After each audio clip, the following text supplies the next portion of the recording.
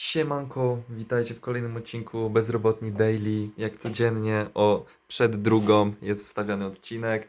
Dzisiaj byłem sobie u fryzjera. Możecie napisać, czy to jest cooked, czy ja jestem cooked. Ale mi się nawet podoba. Tu jest oświetlenie ogólnie chujowe, ale ogólnie wydaje mi się, że jest całkiem fajnie. Duża zmiana, ale spoko. Mogę zrobić 360 fryzurki. Wiecie? Coś takiego. To nie było 360, ale to było prawie 360. Także e, to by było na tyle. Pamiętajcie, żeby zostawić łapeczkę, subika i widzimy się już jutro na kolejnym odcinku Daily.